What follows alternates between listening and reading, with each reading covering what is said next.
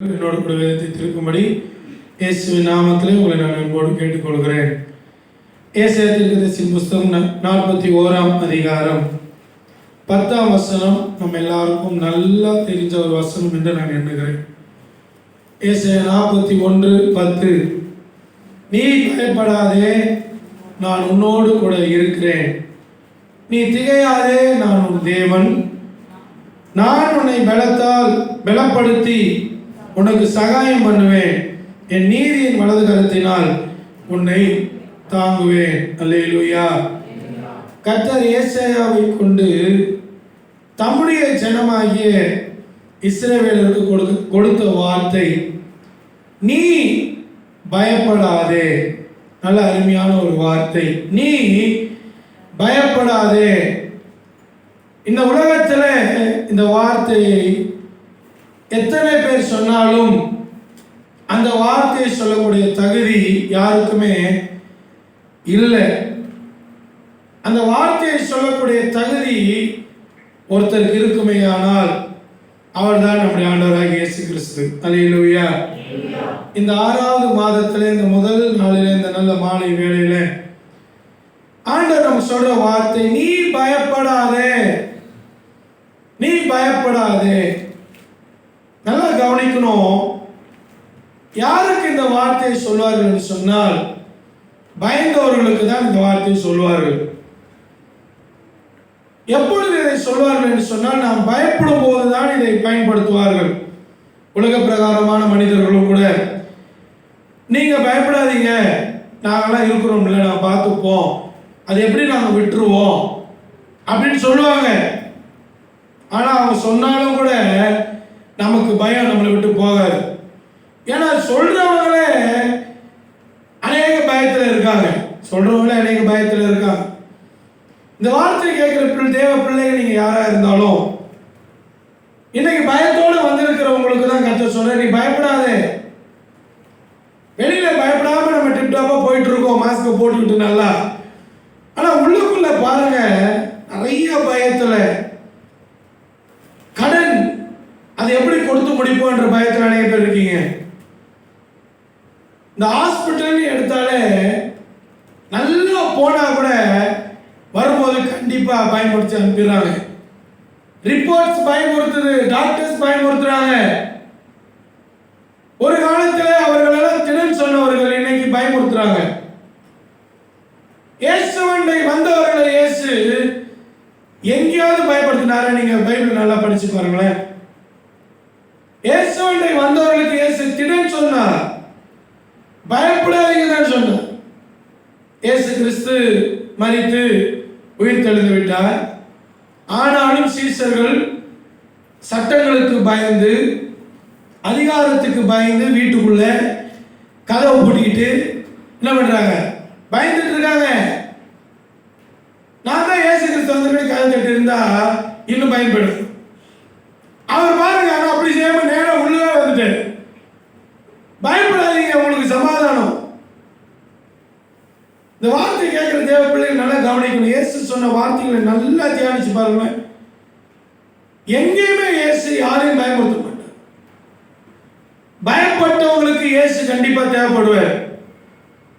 இன்னைக்கு பலதரப்பட்ட காரியத்துக்கு பயப்படுறாங்க. பிள்ளைகளுடைய எதிர்காலத்தை குறித்த பயம், சரீரத்தை குறித்த பயம், கடன் சுமையை குறித்த பயம், வியாதியை குறித்த பயம், மரண பயம். இன்னைக்கு நிறைய பயத்தில் இன்னைக்கு வாழ்ந்துட்டு இருக்காங்க ஜனங்கள். இன்னும் சொல்ல போனால் கர்த்தருடைய பிள்ளைகளும் கூட அநேக பேர் பயத்தில் தான் இன்னைக்கு வாழ்ந்துட்டு இருக்காங்க. வெளியில நான் பயப்பட மாட்டேன்னு பேசிப்போம், ஆனா உள்ளுக்குள்ள பயம். திடீர்னு நெஞ்சை வலிச்சுங்களா ஒரு பயம். டாக்டர் முதல்ல எடுத்தது நெஞ்சு வலிச்சா கேஸ் மாத்திரம் தான் தருவார். ஆனா நம்ம எடுத்ததுமே நீங்க ஆர்ட் செக் பண்றீங்கன்னு நம்ம சொல்லுவோம். பயம், அவ்வளவு பயம். உயிர் மேல அவ்வளவு பயம். மரண பயம். மரண கண்ணிகள் என்னை சூழ்ந்து கொண்டது, துர்ச்சன பிரவாகங்கள் என்னை மேற்கொண்டது, எண்ணிக்கைக்கு அடங்காத தீமைகள் என்னை சுற்றி வளைந்து கொண்டது. இதெல்லாம் உலகத்தில் இருக்கதான் செய்யும். கர்த்தருடைய பிள்ளைகளுக்கு இதெல்லாம் இருக்கும். ஆனா இயேசு சொல்ற வார்த்தை கேளுங்க. இந்த 5 மாதங்களை விசேஷமா கடந்த 5வது மாதம் நியூஸை வச்சு பார்க்க முடியாது, பயம் தான். டிவியை பார்த்தாலே பயம், நியூஸை வைக்கும் போதே பயம். ஏன்னா எல்லாமே பயமுறுத்துறாங்க. இயேசுவின் வேதத்தை தியானிக்கிறவங்களுக்கு மாத்திரம்தான் இயேசு சொல்ற வார்த்தை, நீங்க பயப்படாதீங்கன்னு சொன்னாங்க. அல்லேலூயா. உலகத்தின் முடிவு பரிந்து நான் உங்களோடு கூட இருக்கிறேன், இருக்கிறவராகவே இருக்கிறேன். நான் உங்களை விட்டு விலகுவதும் இல்லை, உங்களை கைவிடுவதும் இல்லை. நீ பயப்படாதே, நீ பயப்படாதே. இந்த வார்த்தை கேட்கிற தேவ பிள்ளைகளே, நீங்க எதுக்கு பயந்து வந்திருக்கீங்க? நிறைய பேருக்கு பிள்ளைகளை குறித்த பயம், எதிர்காலத்தில் என் பிள்ளை எப்படி இருக்கும்னு சொல்லி பயப்படுறாங்க. பிள்ளைகளை குறித்த பயம், வேலை இல்லை, சூழ்நிலைகளை குறித்த பயம், சூழ்நிலைகளை குறித்த பயம். நீங்க எப்பேற்பட்ட பயத்தில் வந்திருந்தாலும் கவலை இல்லை, இயேசு உங்களுக்கு தான் வார்த்தையை கொடுக்குறார். பயந்தவங்களை பார்த்து தான் சொல்றாரு, நீங்க பயப்படாதீங்கன்னு சொல்றாரு. அல்லேலூயா. ஏன் பயப்படாண்டா தெரியுமா? நான் உங்க கூட இருக்கிறேன், இதுதான் முக்கியம். பயப்படாதீங்க உலகத்தில் சொல்றதுக்கு நிறைய பேர் இருக்காங்க. ஹாஸ்பிட்டல் போய் அட்மிட் ஆனா டாக்டர் சொல்லுவாங்க, நாங்க இருக்கோம் சார், நீங்க பயப்படாதீங்கன்னு அவங்களும் சொல்லுவாங்க. பில்லை கேட்டதும் பயந்துருவான். உயிரை காப்பாற்றிட்டு கையில பில்லை கொடுத்ததும் உயிர் போயிடும், பார்த்ததும் பயமாயிடும். பயப்படாதீங்கன்னு சொன்னாலே பயன்படுத்திடுவாங்க. இன்னைக்கு அப்படிதான் நடந்துகிட்டு இருக்கு. நான் இருக்கேன்னு சொல்றவங்க இவங்க எல்லாம் நம்மளை பயமுறுத்திடுவாங்க. ஆனா ஆண்டவர் சொல்ற வார்த்தை, நான் உன் கூட இருக்கிறேன். இதுதான் ரொம்ப முக்கியம். ஏன் நான் பயப்படக்கூடாது தெரியுமா? இன்னைக்கு நான் ஏன் பயப்படக்கூடாது? கர்த்தர் என்னோட கூட இருக்கிறார். கர்த்தர் என்னோட கூட இருக்கிறார். கர்த்தர் யாரோட இருக்கிறாரோ அவங்க என்ன பண்ண மாட்டாங்க தெரியுமா? பயப்படவே மாட்டாங்க. அல்லேலூயா. இன்னைக்கு வாழ்க்கையில ஏன் பயப்படுறோம்? கர்த்தரை நம்முடைய வாழ்க்கையில வைத்து பயப்படுறோம். நிறைய சம்பவங்களை சொன்ன நேரம் தான் போதாது. சீசர்கள் படகுல இருக்காங்க, இயேசுவும் இருக்கிறார். அவர் தலையை வைத்து நித்திரையா இருக்கிறார். இப்போ காற்று, பெருங்காற்று, கடல் கொந்தளிக்கிறது, படகு அமிழ்ந்து போகிற அளவுக்கு பிரச்சனை. வாழ்க்கை என்றும் படகு, பூமியே தண்ணீர் விசாலம், பூமியை தண்ணீருக்கு ஒப்பனையாக வேதம் சொல்லுகிறது. மிகுந்த தண்ணீர்களுக்கு மேலே, ஜனங்களுக்கு மேலே. அப்போ இந்த வாழ்க்கை என்கிற இந்த படகு, இந்த படகுல பிரயாணப்பட்டு கொண்டிருக்கும் பொழுது நம்ம கூட யாருக்க தெரியுமா? ஆனா பயப்படுறோம், அவரை வச்சுக்கிட்டே பயப்படுறோம். அதுதான் எனக்கு வேதனை. இன்னைக்கு உலகம் பயப்படலாம், விஞ்ஞானம் பயப்படலாம், தலைவர்கள் பயப்படலாம், அதிகாரிகள் பயப்படலாம், அஞ்ஞானிகள் பயப்படலாம். ஆனா இயேசு தன் வாழ்க்கையில சொந்த இரட்சகராய் ஏற்றுக்கொண்ட தேவ பிள்ளைகள் இன்னைக்கு பயப்படுறதே எனக்கு வேதனை. தன் வாழ்க்கையில இயேசுவை வைத்துக் கொண்டு ஐயோ நாங்கள் அமிழ்ந்து போகிறோமே, இந்த ஐயோ என்ற வார்த்தை வாழ்க்கையில் வரக்கூடாது. எத்தனை துன்பங்கள் வரட்டும், எத்தனை சோதனைகள் வரட்டும், எத்தனை சூழ்நிலைகள் நமக்கு வரட்டும், ஆனாலும் ஐயோன்னு சொல்லக்கூடாது. இயேசு யார் ஒருவன் கூட இருக்கிறாங்களோ அவங்க சொல்ல மாட்டாங்க. இன்னைக்கு ஏன் சொல்றது தெரியுமா? இயேசுவை கூட வச்சுக்கிட்டே சொல்லிட்டு இருக்கோம். எப்படி வச்சிருக்கோம் தெரியுமா? இயேசு நம்முடைய வாழ்க்கையில தூங்கிட்டு இருக்க, இயேசு நம்முடைய வாழ்க்கையில என்ன பண்ணிட்டு இருக்க தெரியுமா? இயேசு முடிச்சா என்ன சொல்லுவார் தெரியுமா? காற்றே கடலே இறையாதே அமைதியாய்.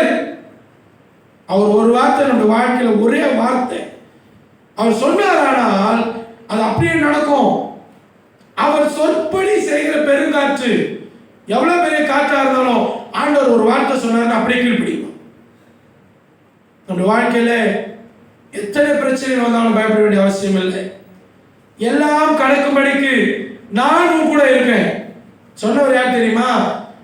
உங்களை நீ சிருஷ்டித்தவர், உள்ளங்கையில் வரைந்து வைத்திருக்கிறவர், உன்னை நான் ஒருபோதும் மறக்க மாட்டேன், நீ என் தாசன், நீ என்னால் மறக்கப்படுவதில்லை என்று சொன்னவர், உனக்காக எனக்காக கல்வாரி சிலுவையில் தன் ரத்தத்தை சிந்தினவர், நம்மை பாவத்திலிருந்து மீட்டெடுத்தவர், நமக்காய் இன்றைக்கும் பரிந்து பேசிக் கொண்டிருக்கிறவர்.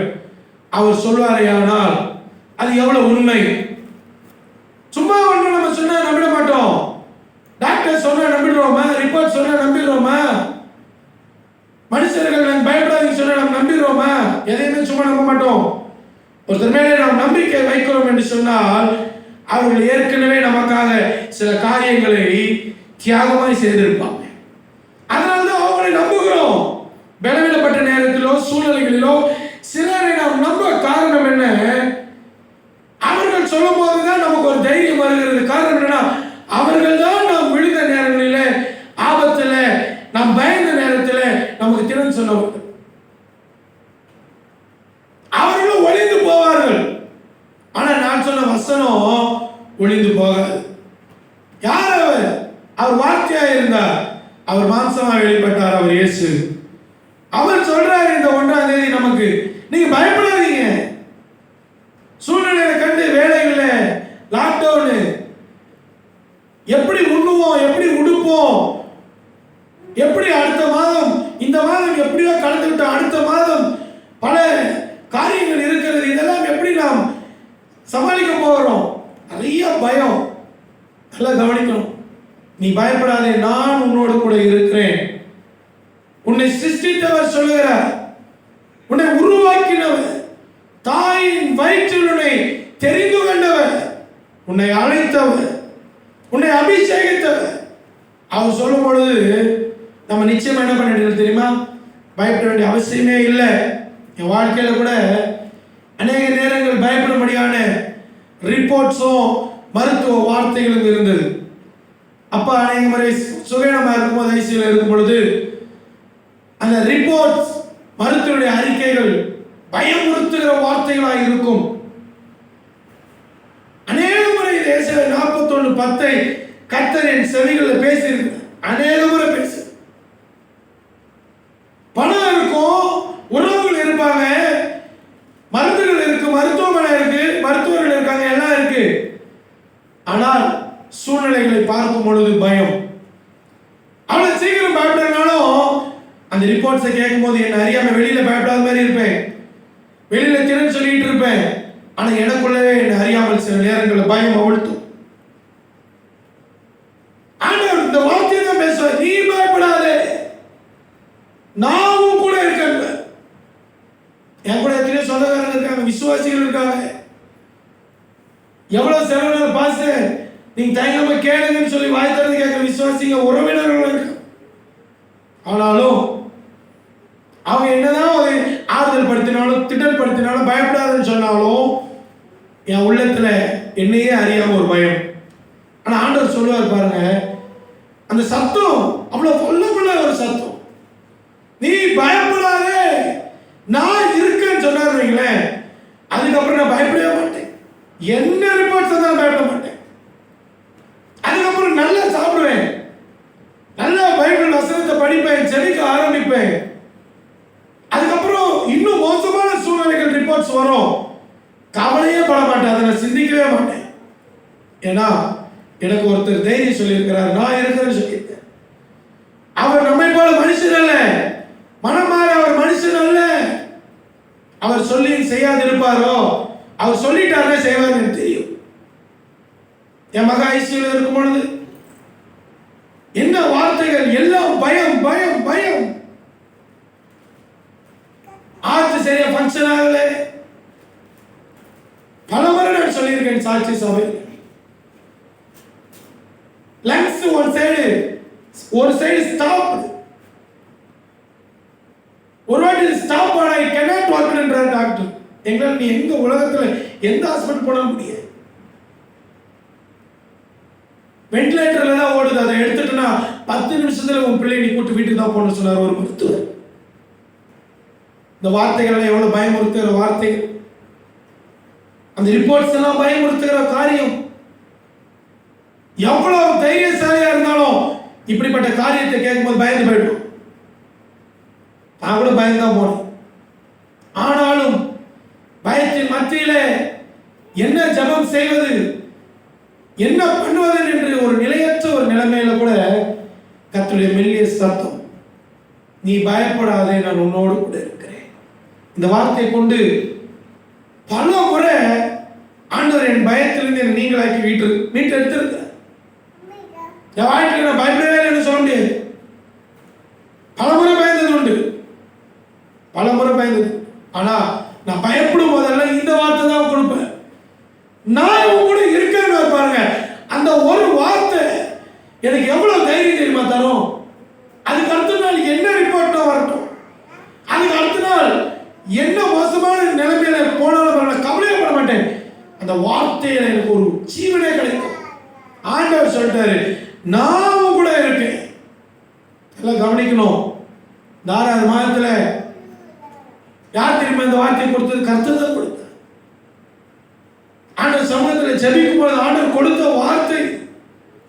என் ஜனங்க பயந்து போயிருக்காங்க, தூங்குறதுக்கு கூட பயப்படுறாங்க. தூக்கத்துல கனவு கண்டு ராத்திரிலாம் முடிச்சிருக்காங்க. சில பேர் தூக்கத்துல பயப்படுறாங்க.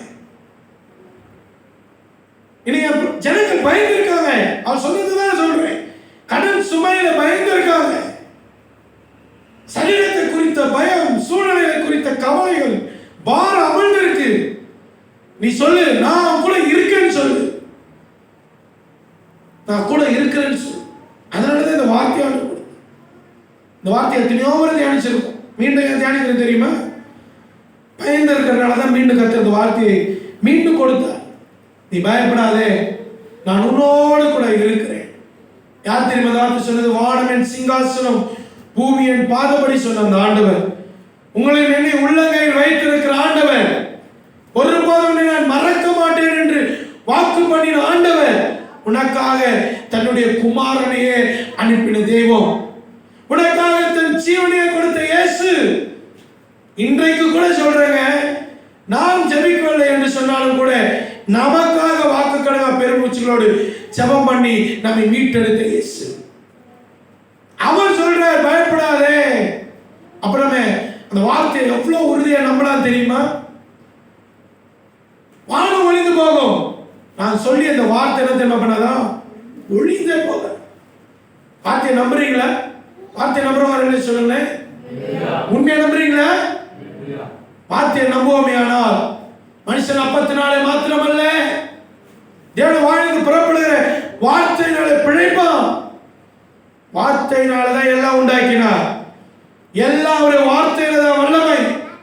அவர் ஒரு வார்த்தை சொல்வாரே ஆனால் எல்லாமே மாறிடும், பயம் நீங்கிவிடும். அப்படி ஒரு வார்த்தையில் அவ்வளவு வல்லமை இருக்கு. வார்த்தையை நம்புவோம், வார்த்தையை கை கொள்வோம், வார்த்தையை விசுவாசிப்போம், வார்த்தை அறிக்கை. வேதத்திலிருந்து ஒரு நபரை மாத்திரம் நான் சொல்லி நான் முடிக்க வாஞ்சிக்கிறேன். நியாயாதிபதிகளின் புஸ்தகம் 6ஆம் அதிகாரம்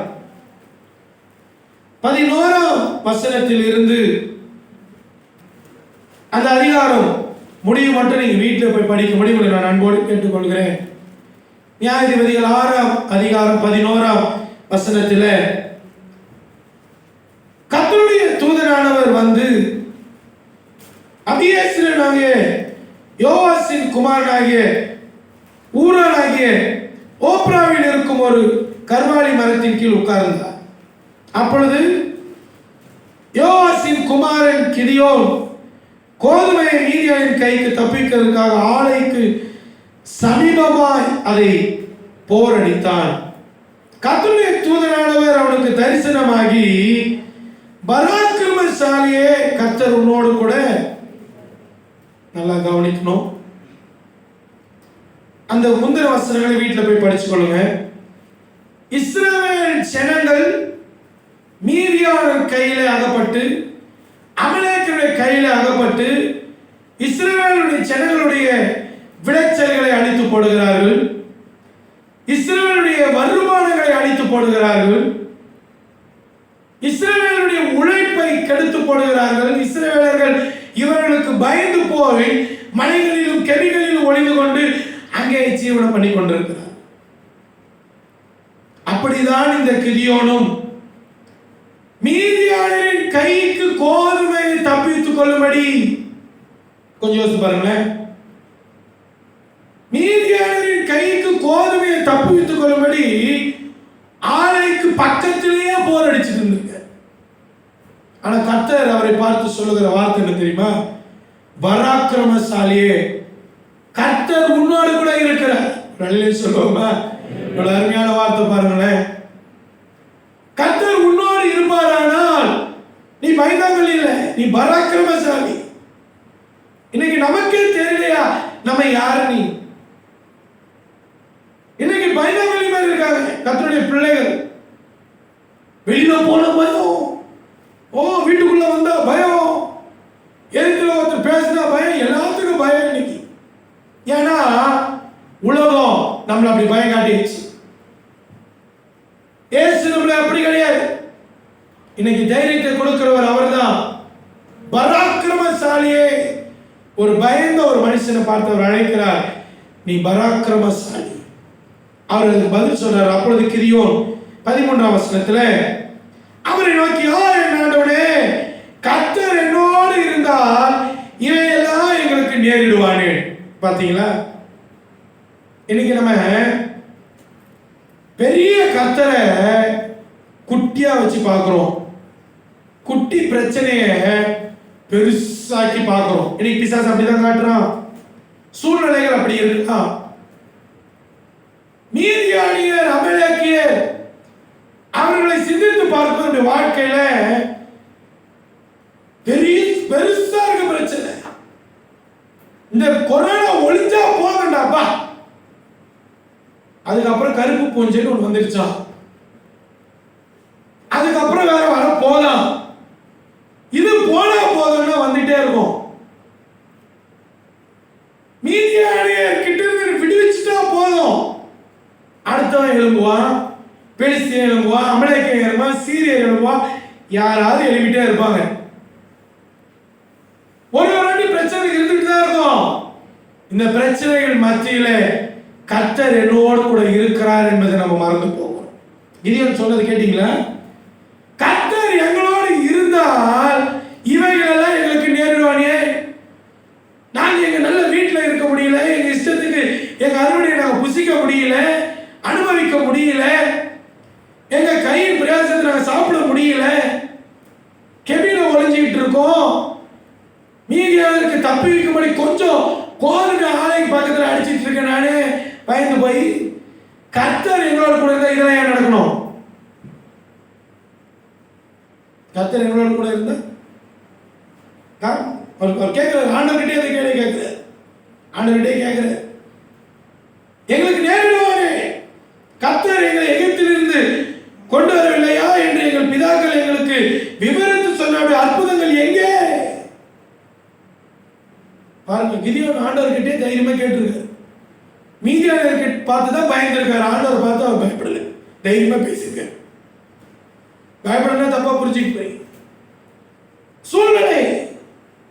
கர்த்தர் எங்களோடு இருக்கிறார், பராக்கிரமசாலி கர்த்தர் கூட இருக்கிறார்னு சொன்னீங்களே, ஏன் கூட கர்த்தர் இருந்தாருன்னா, நான் ஏன் கெபில போயிட்டு மலை தேசத்துல மலைகள்ல போயிட்டு கோதுமையை மீதியான கைக்கு தப்பிக்கிற அளவுக்கு நான் ஏன் ஆலைக்கு பக்கத்துல போராடிக்கணும்? ஏன் இங்க வந்து ஒளிஞ்சிட்டு இருக்கணும்? எங்க முற்பிதாக்கள் சொன்னாங்க, எகிப்தில் ஆண்டவர் அப்படிலாம் விவரிச்சு பயங்கரமா சொன்னாங்க. அந்த அற்புதம் எங்க? நீங்க வீட்டுல போய் படிச்சீங்கன்னா புரியும் நினைக்கிறேன். இப்போது கர்த்தர் எங்களை கைவிட்டு மீதியான கையில் எங்களை ஒப்பு கொடுத்தாரே என்றான். அவன் சொன்னது உண்மைதான். இவர்கள் கர்த்தரை விட்டு விலகும் போது கர்த்தர் மீதியான கருத்துல ஒப்பு கொடுத்துறார். சில ஆண்டுகள் அங்க கஷ்டப்பட்டாதான் ஜனங்களுக்கு புத்தி வருது, திருப்பியும் கர்த்தரை தேட ஆரம்பிக்கிறாங்க. இல்லைன்னா பாவத்திற்கு போயிடாது. ஏன் சில பேருக்கு அடிக்கடி ஆண்ட பிரச்சனை அனுமதிக்கிறது தெரியுமா? நம்மளை நேசிக்கிறான்னு நினைச்சுக்க வேண்டியதுதான். நேசிக்கிறவனை சிரிச்சிக்கிற பிரச்சனை கருத்து நமக்கு இன்னும் தரணும்னு சொன்னா ஆண்டவர் விட்டு தூர போயிடும். ஜப வாழ்க்கையை விட்டு, வேதத்தை தியானிக்கிறதை விட்டு, ஊழியத்தை விட்டு வேற வழிக்கு போயிடுவோம். அதனாலதான் கர்த்தர் மீதியானவர்களை வச்சிருக்காரு. இந்த மாதிரி பிரச்சனைகளை எதுக்கு வச்சிருக்காரு தெரியுமா? இப்படி இருந்தாதான் லாக்டவுன் ஒரு மாசம் போடுவான். இந்த ஒரு மாசத்துக்கு 2000 ரூபாய் கொடுத்தா 20,000 வாங்கிட்டு இருக்கவங்களுக்கு எந்த முறைக்கு பார்த்தோம்? அத்தியாவசிய தேவை வாங்கி சாப்பிட்டுருங்க, சோறு வாங்கி கஞ்சி குடிச்சுக்கீங்கன்னு அர்த்தம். அதுக்கு அரிசியை வாங்கி எவ்வளோ நாள் குடிப்போம்? ஒரு காலத்தில் டெய்லியும் பழுது குடிச்சு ஊறுகாய் சாப்பிட்டாலும் சலிக்கலை. இன்னைக்கு அப்படி கிடையாது, முடியவே முடியாது. அப்படி மாறிட்டோம்.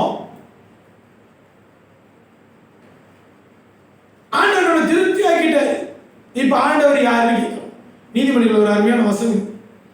30ஆம் அதிகாரத்துல 2 மனுவர்கள் கேட்கிறேன், நான் மறிக்கும் பரிந்தும் மறுக்காம எனக்கு தரணும். எனக்கு அதிக ஆஸ்தி ஐஸ்வர்யம் வேண்டாம். அதனால என் தேவன் யாருன்னு சொல்லி நான் கேட்டு மறுதளிப்பேன். எனக்கு ரொம்ப வறுமையும் வேண்டாம், எனக்கு அப்படி கஷ்டமும் வேண்டாம். அதனால நான் திருடி தேவனுடைய நாமத்தை வீட்டில் வழங்குவேன். அதனால இயேசு கிறிஸ்து ஜெபிக்கும் போது அழகா கற்றுக் கொடுத்தார். பரமண்டல இருக்கிற பரலோக பிதாவே, உம்முடைய நாமம் பரிசுத்தப்படுத்தப்பட்டு ராஜ்யம் வரட்டும். அவர் பெரிய லிஸ்டே சொல்லிட்டு அன்றன்று உள்ள அழகா கேட்டிருக்காரு. பார்த்தீங்கன்னா ஜபம் அழகா சொன்ன 2 மனுவுல இதுதான் இயேசு சொன்ன ஜபம். மறிக்கு மறிந்தோம் எனக்கு ஐஸ்வர்யமும் வேண்டாம், தரித்திரமும் வேண்டாம். இது இருக்கனால நான் கஷ்டப்படுறதுனால நாமத்தை தூசி கண்டித்து வரும். அது இருந்தா தேவனை மறுதளிப்பேன். எதுக்கு ஆண்டவர் நம்ம வாழ்க்கையில இப்படிப்பட்ட சோதனைகளை அனுமதிக்கிறார் தெரியுமா? அப்பதான் கர்த்தர் யாருன்னு நமக்கு தெரியும். அப்பதான் கர்த்தரை திரும்புவோம். கர்த்தர் எங்களோடு கூட இருந்தாரானால் இந்த அற்புதங்கள் எங்கே? அன்னைக்கு ரட்சிக்கப்பட்ட புதுசுல அவ்வளவு அற்புதம் செஞ்சாரு.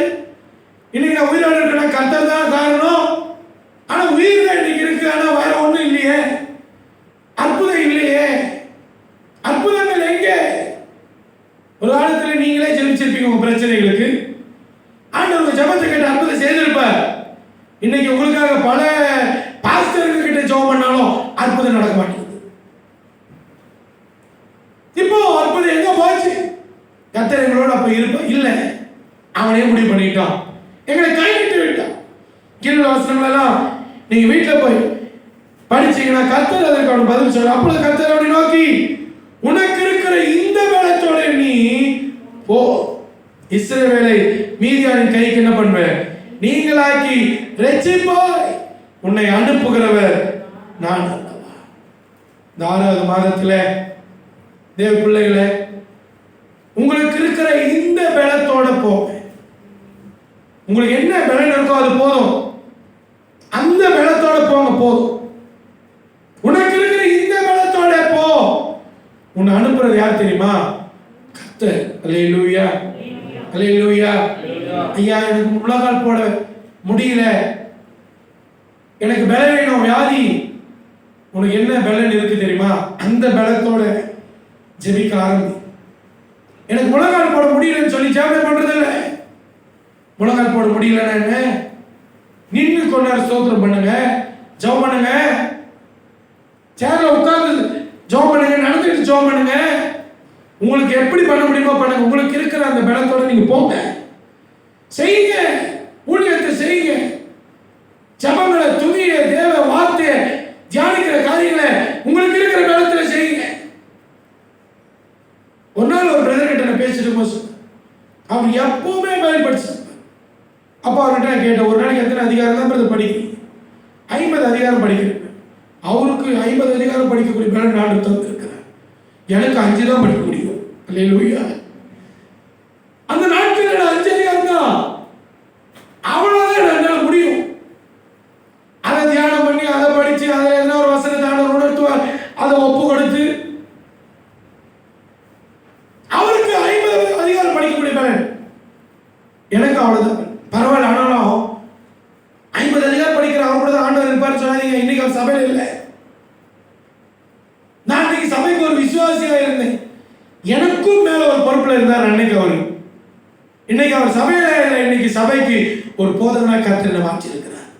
உனக்கு இருக்கிற இந்த கொஞ்சம் பேரும் போதும்பா, இந்த மேலத்தோட போன அனுப்புகிறது நான் அல்லவா? பாஸ்டர் எனக்கு படிப்பு இல்லை பாஸ்டர், நிறைய பேர் சொல்லுவாங்க கிட்ட. ஆடு மேய்ச்ச தாவீது ஆண்டவர் என்ன வாக்க முடியும் தெரியுமா? ஆனா நீ ஆண்டவர் வார்த்தை கீழ்ப்படிச்சு போனதான் மாற்ற முடியும். ஆண்டவர் வார்த்தை கீழ்ப்படிச்சு போனதான் மாற்ற முடியும்.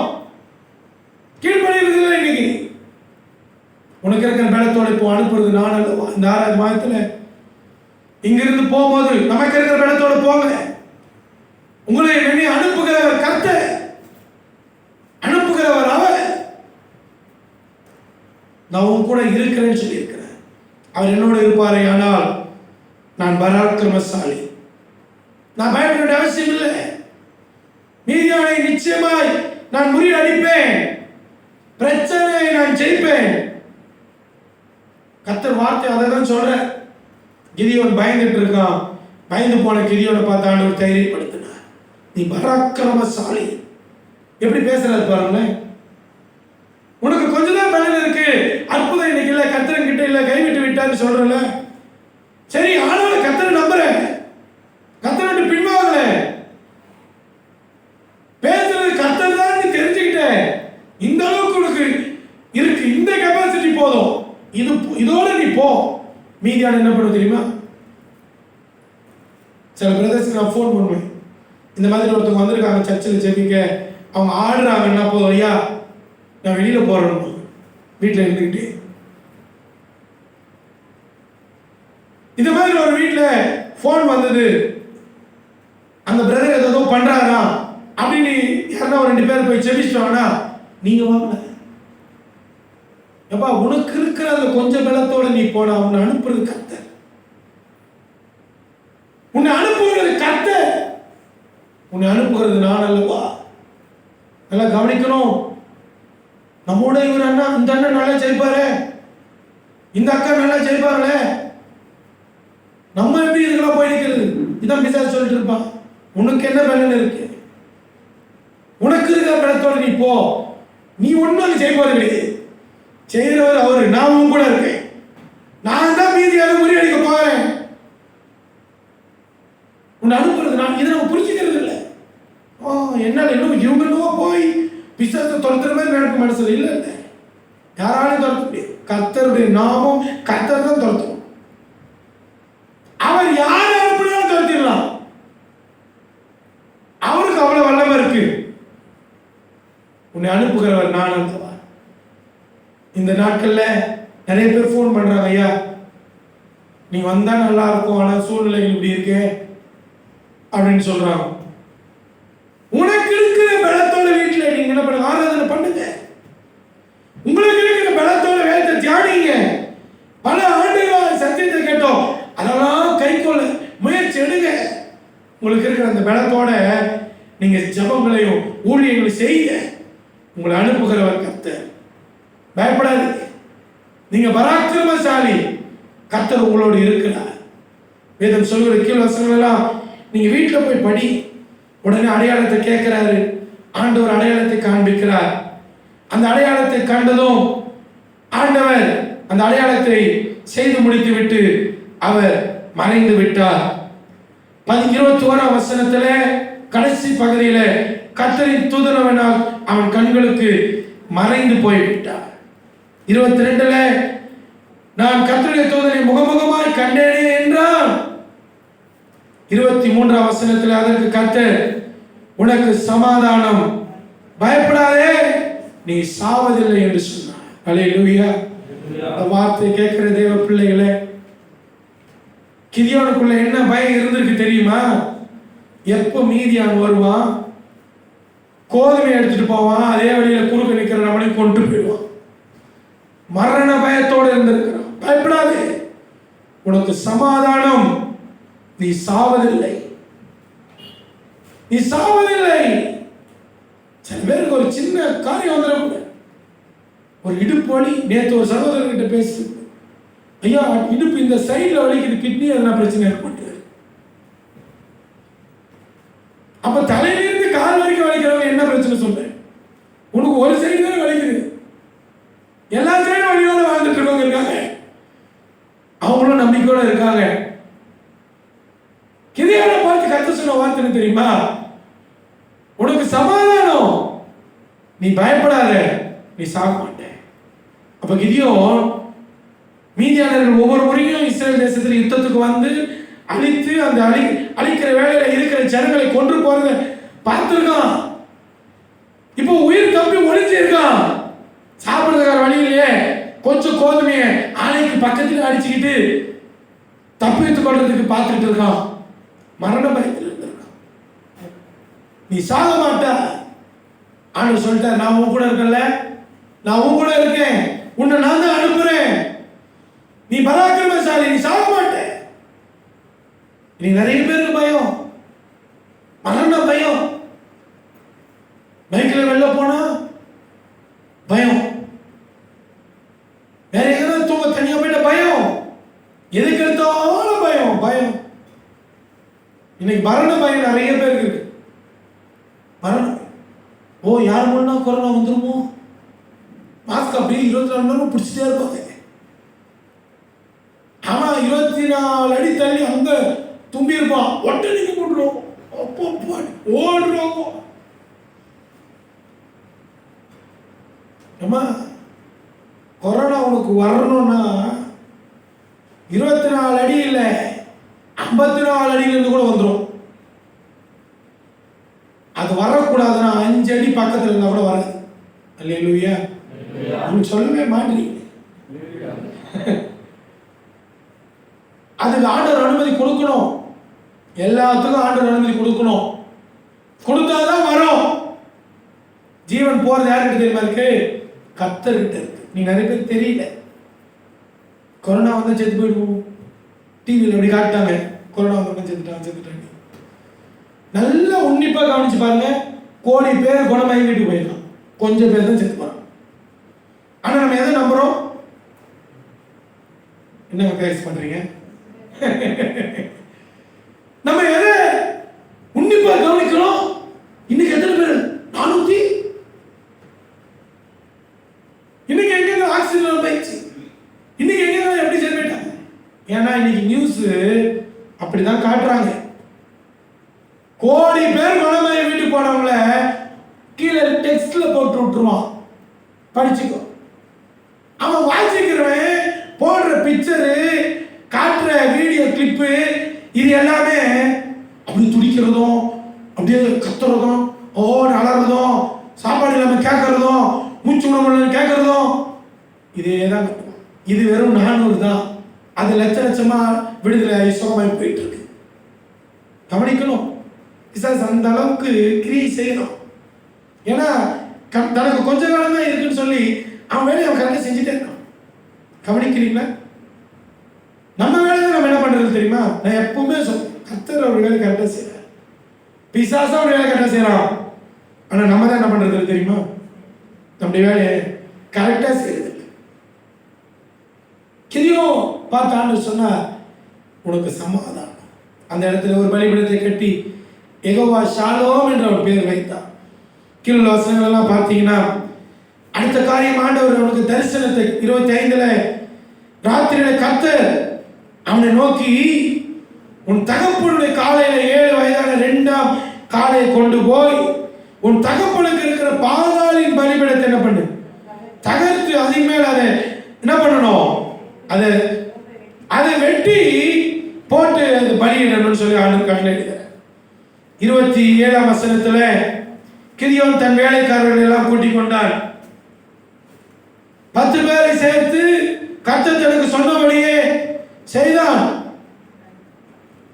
கீழுள்ள காரியங்களை வாசிக்கும் போது தன் தகப்பன் குடும்பத்துக்கு, அந்த ஊர் மனுஷனுக்கு பயப்பட்டபடியினாலே பகலிலே செய்யாமல் இரவிலே செய்தான். சில பேர் இரவுல தான் செய்வாங்க. கர்த்தருடைய பிள்ளைகளுக்கும் கர்த்தர் இரவுல தான் ஜெபம் பண்ண சொல்றாரு. நல்லா தூக்கம் ஒரு நேரத்தில் எழுப்பி விட்டு ஜெபம் பண்ணு, இந்த இரவு வேளையில இந்த ஆலயத்துக்காக, இந்த கிராமத்துக்காக. சில பேர் சில வேலைப்பாடுகளை செய்யறாங்க. நீ இப்ப ஜெபம் பண்ணு. பகல்ல செஞ்சா தகப்பன் என்ன சொல்வாரு, அந்த ஊர் மனுஷன் அவங்களை பயந்துருக்கான் பாருங்களேன். தன் தகப்பன் கட்டின பலிபீடத்தை தன் மகன் சுதந்திரவாளி அவன் போய் தைரியமா பகல் என்ன பண்ண முடியும் தெரியுமா? இன்னைக்கு நம்ம கொடுக்கப்பட்ட ஆசீர்வாதங்கள் அல்லது நம்முடைய வீட்டில் இருக்கிற தவறான காரியங்கள், அசுத்தமான பாகாலோடு இருக்கிற ஐக்கியமான காரியங்களை நம்ம வீட்டில் இருக்கிறவங்க தைரியமா துரத்துறதுக்கு பயப்படுறாங்க. பாகாலின் காரியத்தை செய்தவர்கள் துணிகரமா ஹாலில் உட்கார்ந்துக்கிட்டு, துணிகரமா சோஃபால உட்காந்து துணிகரமா செய்யறாங்க. ஆனா நாமோ அறை விட்டு பூட்டி கொண்டு சத்தமே போடாம அப்படியே இருதயத்திலே ஜெபிக்கிறோம். அவங்களுக்கு டிஸ்டர்ப் ஆயிடும். நம்ம ஜெபிக்கும் போது அவங்க டிவி போட்டு டிஸ்டர்ப் பண்ணல, அவங்க ஓடி குடும்பத்தில் கத்தி கத்தி பேசி டிஸ்டர்ப் பண்ணல. ஆனா நம்ம ஜெபிக்கும் போது மாத்திரம் எப்படி பயப்படுறோம்? இவங்களா தூங்கிட்டு இருக்காங்க, எழுப்பி சண்டைக்கு வந்துடுவாங்க. உனக்கு இப்போது ஆவியானவர் வந்துட்டாருன்னா வீட்டு விட்டு வெளில போய் பண்ணுன்னு சொல்லுவார். ஏதோ வீட்டுக்குள்ளவாது பண்றதுக்கு ஆவியானவர் கிருபை தந்திருக்கிறாரு, அதனால கவனிக்கிறீங்களா? கிதியோனை போல பயந்து தேவன் உன்னோடு கூட இருக்கிற, தேவன் உன்னோடு கூட இருக்கிற, ஏன் பயப்படணும்? டிஸ்டர்ப் பண்ணக்கூடாது மற்றவங்களுக்கு. உனக்கு சென்ஸ் இல்லை, பயப்படுறவங்களுக்கு இருக்கு, ஆண்டவருக்கு பயப்படுறவங்களுக்கு இருக்கு, மனுஷனுக்கு பயப்படுறவங்களுக்கு தான் இல்லை. இந்த பிரச்சனைலாம் வரும்.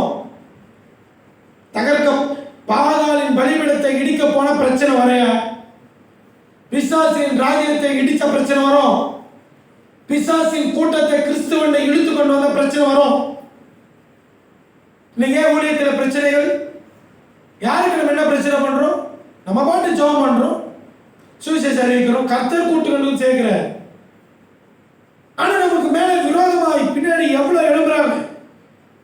காரணம் என்ன? பிசாசின் கூட்டத்தில் ஒருவனை கிறிஸ்துவனை இழுத்து விட்டபடினால பிசாசு சும்மா பிரச்சனை கொடுப்பான். வீட்டில் போய் படி, நமக்கு வாசிக்க நேரம் இல்லையே. காலையில எழுப்பி பார்க்குறாங்க மனுஷர்கள்லாம், பலிபீடம் தகர்க்கப்பட்டிருக்கு, பக்கத்தில் இருந்த தோப்புகள் எல்லாம் காலி பண்ணியிருக்காங்க. யார் இதை செஞ்சாலும் ஆட்கள் எழுப்பி விசாரிச்சா அங்க யார் செஞ்சிருக்கா? யோவாசின் மகன் கிதியோன் இதை செய்தான் என்று அறிவிக்கப்பட்டது. 30ஆம் வசனத்திலே ஊரார் யோவாசை நோக்கி, உன் மகனை வெளியே கொண்டு வா, பலிபீடத்தை தகர்த்து தோப்பெல்லாம் வெட்டி போட்டு விட்டான், அவன் சாக வேண்டும். யோவாஸ் தனக்கு விரோதமா நிற்கிற அனைவரும் பார்த்து சொல்ற, நீங்களா பாகாலுக்காக வழக்காடுகிறீர்கள்? பாகாலின் தோப்பு இருக்கிறத செஞ்சவனே இவன், ஆனா இவனே கேட்கிறான், நீங்களா பாகாலுக்காக வழக்காடுகிறீர்கள்? நீங்களா அதை ரட்சிப்பீர்கள்? அதற்காக வழக்காடுகிறவன் இன்று காலையில தானே சாகக்கடவன். இவன் இப்படி திருப்பி சொல்றான். என் பிள்ளைய கொள்ளணும்னு நினைக்கிறவனுக்கு நான் சொல்றேன், பாகாலுக்காக நீங்களா வழக்காடுறீங்க, அதை நீங்க ரட்சிக்கிறீங்களா? அப்படிப்பட்டவன் இந்த காலையில சாகும். அது தேவனால் தன் பலிபீடத்தை தகர்த்தது நிமித்தம் அது தானே தனக்காக வழக்காடட்டும் என்றான். ஒரு அழில சொல்லுவோமா? கிதியோனின் தகப்பனுக்கு கிட்ட இருக்கிற ஒரு தைரியம், கர்த்தர் நான் உன் கூட இருக்கன்னு 10 அடி சொன்னாலும் இவனுக்கு இல்லை. இவரு தைரியமா உடைச்சிட்டாரு, உள்ள போய் உடைச்சிட்டாரு. இப்ப தகப்பன் வந்து நிற்கிறேன் முன்னாடி, தகப்பன் முன்னாடி நின்றுட்டு இப்ப சொல்றாரு, அது பாகால் தெய்வமானால், அது தகர்க்கப்பட்டதானால் அது என்ன பண்ணட்டும்? அந்த வசனம் என்ன சொல்றாரு? அது வழக்காடட்டும், தனக்குத்தானே அது வழக்காடட்டும், தனக்குத்தானே அது வழக்காடட்டும். இன்னைக்கு கிறிஸ்தவர்களுக்கு விரோதமா எவ்வளவோ தூஷணமா பேசுறாங்க. இந்த கடைசி நாட்களில் சில கிறிஸ்தவர்கள் தான் தூஷணமா பேசுறவங்களுக்கு சில பதில் கொடுக்கறாங்க. அந்த நாட்களில் அவங்களுக்கு பதில் கொடுக்கறது இல்லை. நிறைய பேர் ஏன் கொடுக்கறது இல்லை தெரியுமா? உன்னை தொடர்வன் என் கன்னிமணியை தொடரான், கர்த்தர் அவனோட வழக்காடுவாருக்கு நமக்கு தெரியும், நம்ம அவங்ககிட்ட வழக்காடுன்னு போயிடுவாங்க. இன்னைக்கு கர்த்தரை வழக்காட விடுறது இல்லை. இவங்களே ஏதாவது ஒரு கிறிஸ்தவ ஒருத்தர் பேசினா திருப்பி 1000 கமெண்ட்ஸ் அடிக்கிறது. இங்கிருந்து உங்களுக்கு ஓட்டம் இல்லையா, உங்களுக்கு இது இல்லையா, அது இல்லையா. அவன் வேணா அவனுக்கு வழக்காடட்டும். நம்ம கர்த்தர் வழக்காட, பூமியோட அவர் வழக்காட விரும்புகிறார். வசனம் சொல்லுகிறது, ஜனங்களோட வழக்காட விரும்புகிறார். தெரியுமா வார்த்தையெல்லாம்? அவர் வழக்காடுகிறது. அவர் நம்முடைய சத்துருக்களோடு வழக்காடி நம் பிள்ளைகளை ரட்சித்துக் கொள்கிறார். நம் ஆண்டவர் வழக்காடுகிறது. பாருங்க, கிதியோனின் தகப்பன் அழகா சொல்றாங்க. யோவாஸ் சொன்னதும் அதுக்கப்புறம் அவனுக்கு எருபாகால்னு பேர் வைக்கிறாங்க. அது கீழ் வசனங்கள்லாம் அடுத்தது, நீதியாளர் கையில யுத்தம் பண்ண ஆயத்தமாகிறான் கிதியோன். 34ஆம் வசனத்துக்கு நேரம் வந்துருங்களேன். அப்பொழுது கர்த்தருடைய ஆவியானவர் கிதியோன் மேல் இறங்கினார்.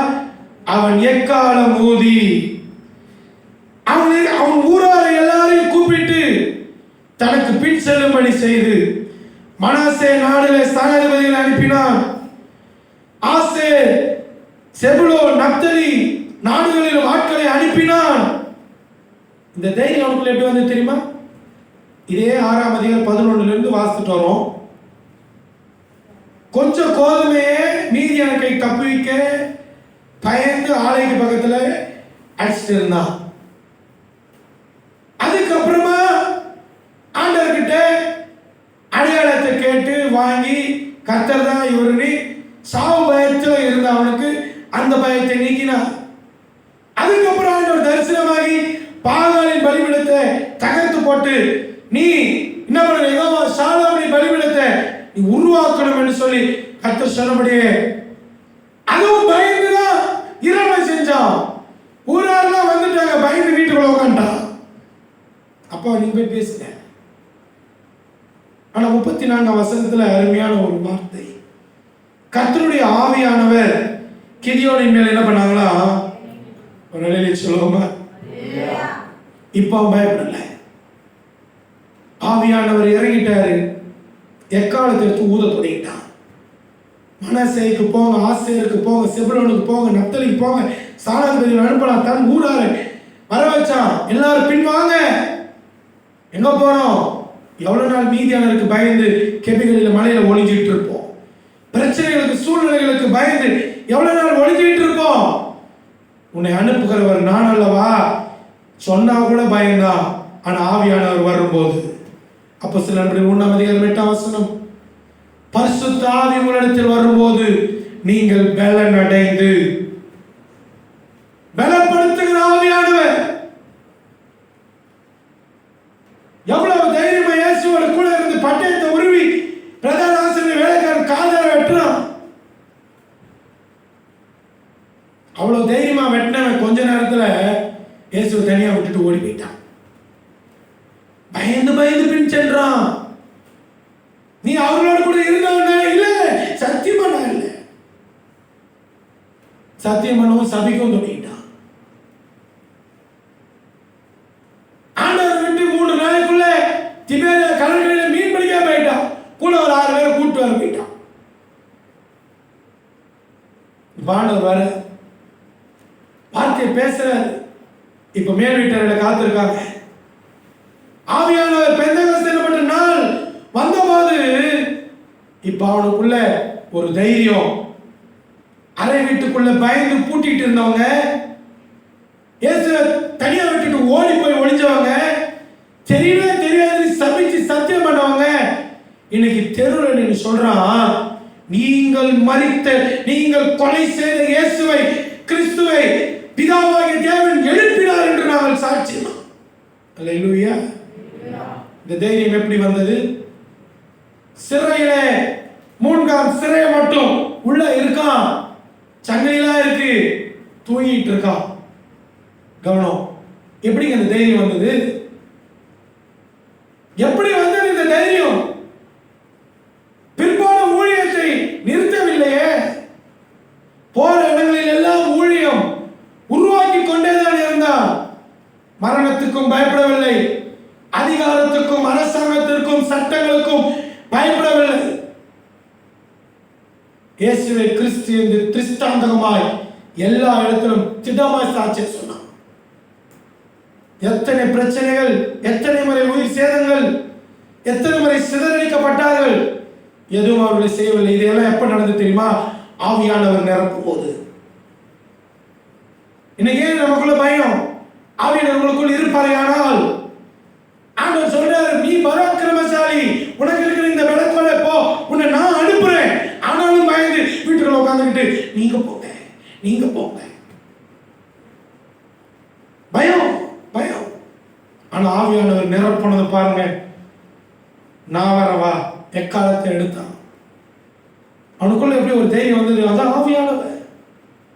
வேதத்தை நல்லா படிச்சு பார்த்தீங்கன்னா 1 சாமுவேல் 18ஆம் அதிகாரம் 12ஆம் வசனத்துல சவுலுக்குள்ள இருந்த ஆவியானவர் விலகி அவர் தாவீதுக்குள்ள போயிட்டாராம். இது சவுல் எந்த ஒரு மனுஷனுக்குள்ள ஆவியானவர் விலகிட்டாரோ அந்த மனுஷன் பயந்துதான் ஆகும். நாம் அவங்களோட ரொம்ப சின்னவங்களை பார்த்துட்டு போயிடுவாங்க, சின்ன பிரச்சனை பார்த்துட்டு போயிடுவாங்க. இன்னைக்கு ஏன் நமக்குள்ள பயம் ஆளுகை செய்ய தெரியுமா? உங்களுக்குள்ள ஆவியானவர் இருக்காரா? என் வாழ்க்கையில் கூட பயப்பட்டேன்னு சொன்ன பார்த்தீங்களா, பயப்பட்டேன். ஆனா பயத்தில் அப்படியே வருஷக்கணக்கா மாசக்கணக்கா இல்லை, ஆவியானவர் பேசுவார், நீ பயப்படாதே, நானும் கூட இருக்கிறேன். அவர் என் கூட இருக்கிற மாதிரியே பேசுறேன், அப்படியே எனக்கு தெரியும் அவர் என் கூட இருக்கிறது.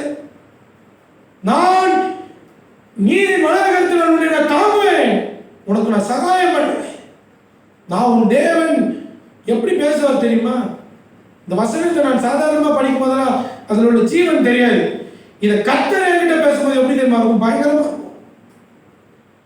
கர்த்தர் என் கூடவே இருக்கிறத நான் உணர்ந்திருக்கேன், சில நேரம் பார்த்துருக்கேன். அவர் என்னை தாங்கி வந்த நாட்கள், ஏறி வந்த நாட்கள் நான் அறிந்திருக்கிறேன். ஆவியானவர் எனக்குள்ள இருக்கும்போது ஒரு தைரியம். பயப்படாதேன்னு அவர் சொல்லிட்டாங்கன்னா, ஆவியானவர் சொல்லிட்டாருன்னா பயமா வராது. எவ்வளவு பெரிய பிரச்சனை பயன்பட்டேன், எவ்வளவு பெரிய பிரச்சனை பயன்பட்டேன். ஆவியானவர் என் கூட இருக்கும்போது, அதே ஆவியானவர் விலகி விட்டால் சின்ன காரியத்துக்கே பயம் வந்துடும். ஐயோடியா பயம், எல்லாத்துக்கும் பயம் பயம் பயம். இன்னைக்கு ஏன் பயப்படுறாங்க தெரியுமா?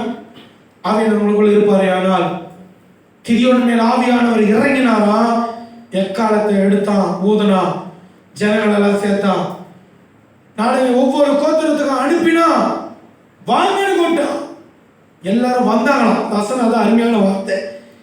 அதுல 36ஆம் வசனத்தில், அப்பொழுது கிதியோன் தேவனை நோக்கி, தேவனை சொன்னபடி என் கையினால் இஸ்ரவேலரை ரட்சிக்க வேண்டும். அந்த 35ஆம் வசனம் கடைசி பகுதி சொல்கிறது, அனுப்பினான், அவர்கள் எல்லாரும் அவனுக்கு எதிர்கொண்டு வந்தார்கள். அது அருமையான வார்த்தை. கொஞ்சம் யோசித்து பாருங்களேன். இவனும் நம்மளை மாதிரி பயந்தாங்கொல்லியா கெபியில் உட்காந்துக்கிட்டு, பக்கத்தில் கோதுமைக்கு ஆலை பக்கத்திலேயே போர் அடிச்சுக்கிட்டு ஒழிஞ்சிக்கிட்டு வீட்டுக்குள்ளே இருந்த பையன் இன்னைக்கு கூப்பிட்டது எல்லாம் ஓடி வராங்க. இது ஆவியானவர் செய்கிற காரியம். உங்களுக்குள்ள ஆவியானவர் இருப்பாரே ஆனால், உங்களுக்குள்ள ஆவியானவர் இருப்பாரே ஆனால் உங்களுக்குள்ள ஒரு தைரியம். சவுலும் இப்படிதான் சொன்னா, நான் சின்ன குடும்பம், இதுக்கு நான் தகுதியற்றவங்க தான் சொன்னா.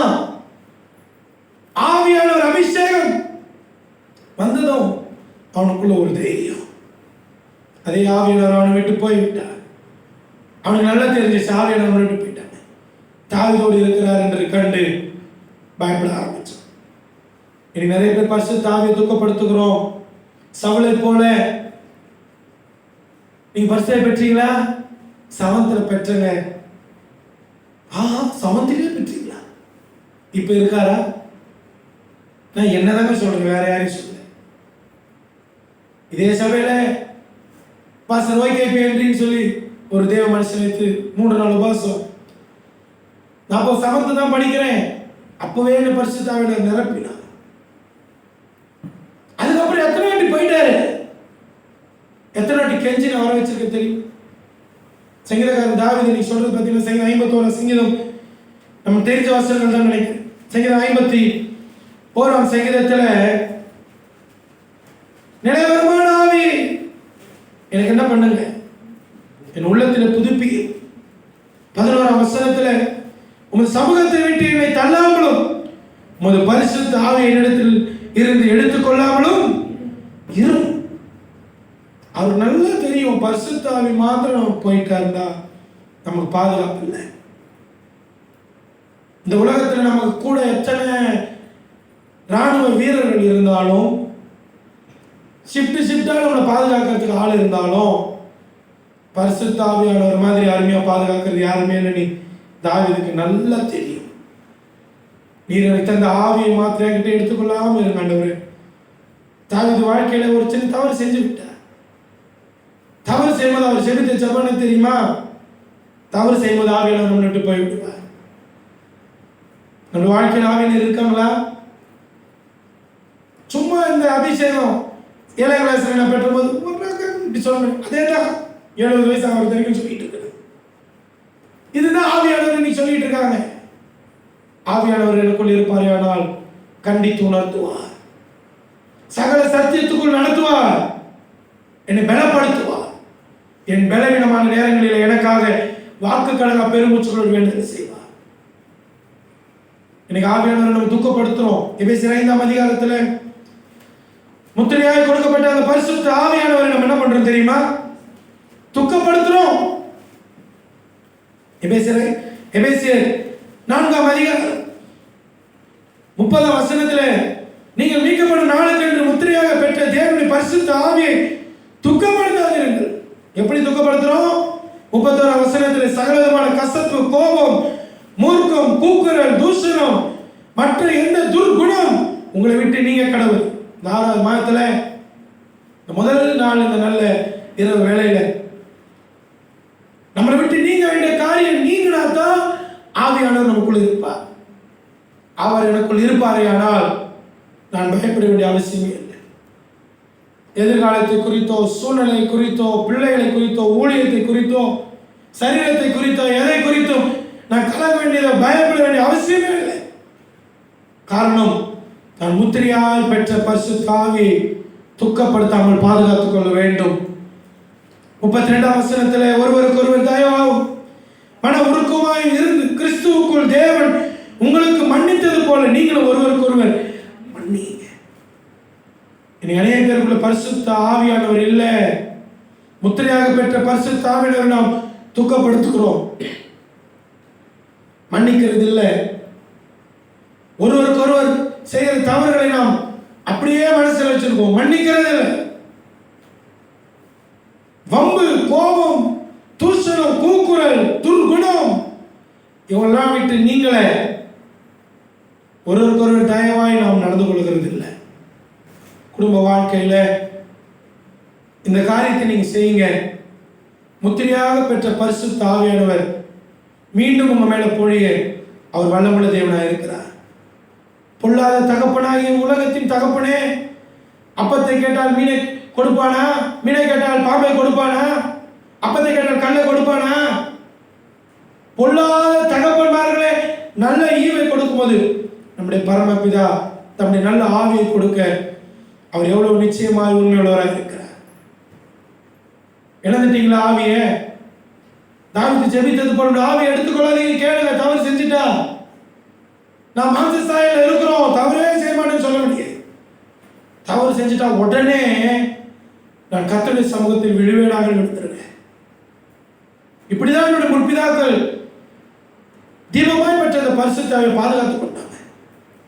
அதனாலதான் அவங்க வாழ்க்கையில பயப்படாமல், எத்தனை பிரச்சனைகளுக்கும் அவர் பயப்படாமல் தைரியமாக இருந்து வெற்றியாக வாழ்ந்து முடிச்சாங்க.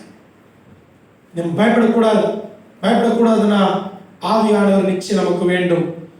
ஆவியானவர் துக்கப்படுத்துகிற காரியத்தில் நாம் ஈடுபடுவோம். ஆனால் ஆவியானவர் நம்மை விட்டு போய் விடுவார். அவர் நம்மை விட்டு போய்விட்டால் தானாகவே நமக்குள்ள நம்மளை அறியாமல் என்ன தெரியுமா வரும்? சொல்ல மாட்டீங்களே, பயம் வந்துடும். அல்லேலூயா, அல்லேலூயா, அல்லேலூயா. நான் முடிக்க விரும்புகிறேன். வேதவசனம் சொல்லுகிறது 2 தீமோத்தேயு 1ஆம் அதிகாரம் 7ஆம் வசனத்தில் தேவன் நமக்கு பயமுள்ள ஆவியை கொடாமல் பலமும் அன்பும் தெளிந்த புத்தியும் உள்ள ஆவியை கொடுக்கிறார். இந்த 6வது மாதத்துல ஒவ்வொரு நாளும் தேவ ஆவியில நிரப்பப்படணும். தேவ ஆவியில உங்க குடும்ப ஜெபங்களில, தனி ஜெபங்களில ஆவிக்குள்ளாக செபிக்கிற அனுபவத்தை வாங்க. தேவ சமூகத்தில் ஆவிக்குள்ளாக செபிங்க. ஆவியானவர் உங்களுக்குள் இருப்பாரே ஆனால், அவர் உங்களோடு இருப்பாரானால் நாம் பயப்பட வேண்டிய அவசியம் இல்லை. உலகத்தின் சகல நாட்களிலும் நான் உங்களோடு கூட இருக்கிறேன் என்று சொன்ன ஆண்டவர் பிதாவின் வலது பார்சத்தில், ஆனால் தம்முடைய ஆவியானவரை அனுப்பினார். அல்லேலூயா. இந்த உலகத்தில் யார் நமக்கு இருக்கா தெரியுமா? இயேசு அனுப்பின அந்த ஆவி, இயேசுவின் ஆவி, அந்த பரிசுத்த ஆவி. உலகத்தின் சகல நாட்களில் நான் உங்களோடு கூட இருக்கிறேன், உங்கள் இருதயம் கலங்காது இருப்பதாக நான் உங்களை திக்கற்றவளாய் விடேன். பரிசுத்த ஆவியானவர் சொல்லுகிற வார்த்தை இதுதான். ஆவியானவர் ஆறுதல் படுத்துகிறவர், திட்டப்படுத்துகிறவர், தைரியப்படுத்துகிறவர். உங்கள் துக்கம் சந்தோஷமாய் மாறி சந்தோஷத்தை கொடுக்கிற ஆவியானவர். நம்ம எல்லாரும் முழங்கால் படிட்டு கண்களை மூடி தேவ சமூகத்திலே, நீ பயப்படாதே, நான் உன்னோடு கூட இருக்கிறேன், நீ திகையாதே, நான் உன் தேவன். உன்னை பலப்படுத்தி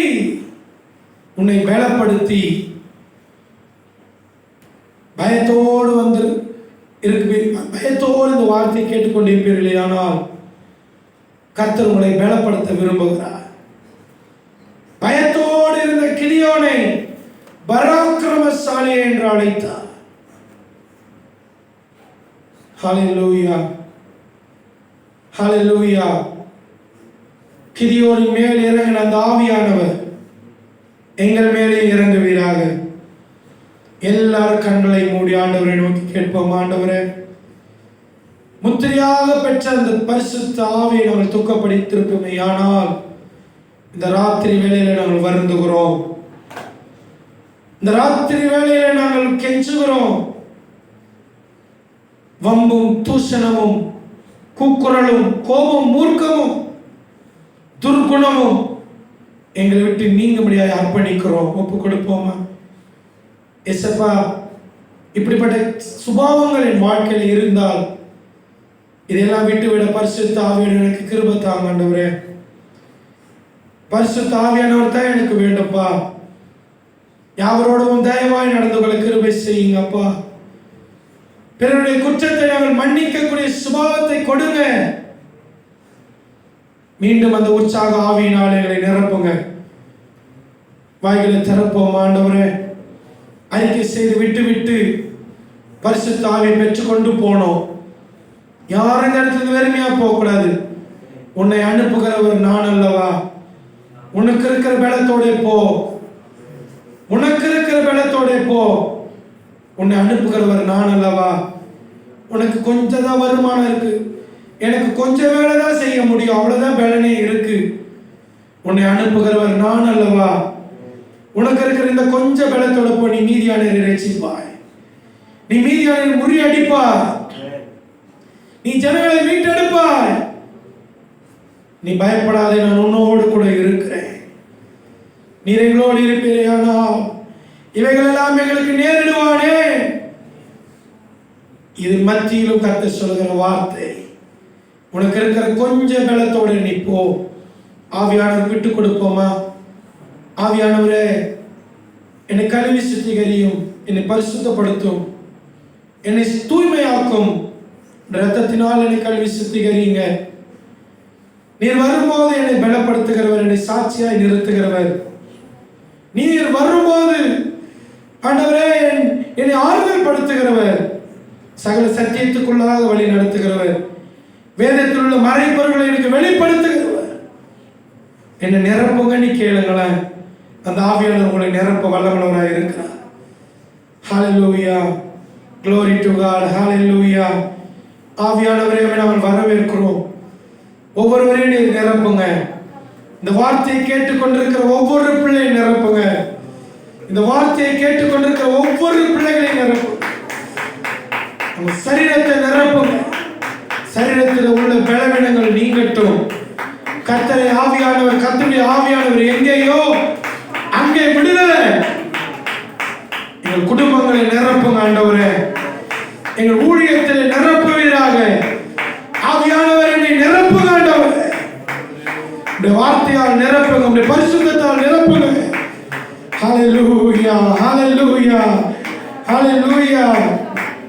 நீ பயப்படாதே, நான் உன்னோடு கூட இருக்கிறேன். ஹல்லேலூயா. ஆவியானவருக்கு எங்களை விட்டு கொடுக்கிறோம், அர்ப்பணிக்கிறோம். நல்ல பிதாவே, உம்முடைய குமாரன் இயேசு கிறிஸ்து மூலமாய் நீ துதிக்கிறோம், ஸ்தோத்திரிக்கிறோம். இவ்வளவு நேரம் உடைய சமூகத்திலே பாட, ஆராதிக்க, ஜெபிக்க, உடைய வார்த்தையை தியானிக்க கர்த்தர் தந்த கிருபைக்கு நன்றி. எங்களோடு இந்த முதல் நாளிலே, இந்த 6வது மாதத்துல திட்டமும் தெளிவுமாய் பேசுற வார்த்தைக்கு நன்றி. நீ பயப்படாதே, நான் உன்னோடு கூட இருக்கிறேன்னு சொன்னீங்களப்பா. உனக்கு இருக்கிற இந்த கொஞ்சம் பலத்தோடு நீ போ, உன்னை அனுப்புகிறவர் நான் அல்லவா? நீ மீதியானரை முறியடிப்பாய். இந்த 6வது மாதத்தில் எங்களுக்கு எதிரடியாக இருக்கிற எல்லாவற்றையும் நாங்கள் முறியடிப்போம். பலவீனங்களை முறியடிப்போம். எங்களுக்கு இருக்கிற எல்லா சோர்வுகளை முறியடிப்போம். தரித்திரங்களை முறியடிப்போம். எங்களுக்கு இருக்கிற எல்லா உபத்திரங்களை நாங்கள் முறியடிப்போம். நீர் எங்களை அனுப்புகிறவர்.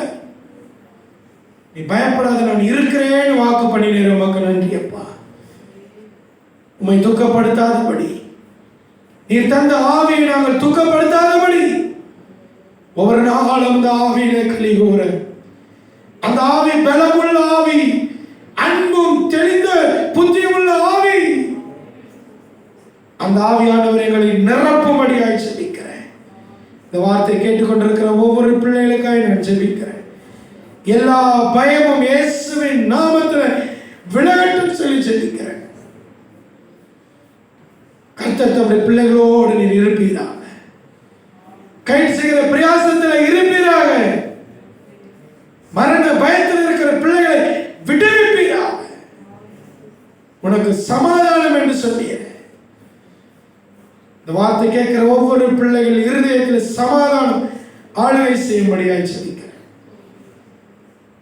நம்முடைய திருக்கரத்தில் எல்லாவற்றையும் தாழ்த்தி வெறுமையாக்கி ஒப்புக் கொடுக்கிறோம். இந்த மாதம் முழுவதும் நீர் பொறுப்படுத்திக் கொள்ளும். நீர் ஆளுகை செய். ஆவியானவர் வழி நடத்தும். நீர் மகிமைப்படும். நாம மகிமைப்படும். எல்லா துதிகளும் மகிமை ஒருவருக்கே செலுத்துகிறோம். இயேசுவின் நாமத்தில் ஜெபிக்கிறோம் எங்கள் ஜீவனுள்ள நல்ல பிதாவே, ஆமென். நம்முடைய கர்த்தராகிய இயேசு கிருபை, பிதாவாகிய அன்பு, பரிசுத்த ஆவியுடைய ஐக்கியம் நம்முடைய சகல பரிசுத்தவான்களோடு நம் ஆண்டவராகிய இயேசு கிறிஸ்து வரைக்கும் மட்டும் நீங்காது நிலைத்திருப்பதாக. என் ஆத்துமாவே கர்த்தரை ஸ்தோத்திரி, என் முழுவதுமே பரிசுத்த நாமத்தை ஸ்தோத்திரி. என் ஆத்துமாவே கர்த்தரை ஸ்தோத்திரி, அவர் செய்த சகல உபகாரங்களை. ஆமென், ஆமென். God bless you. கர்த்தர் ஆசீர்வதிப்பாராக. ஆமென். அல்லேலூயா, அல்லேலூயா, அல்லேலூயா.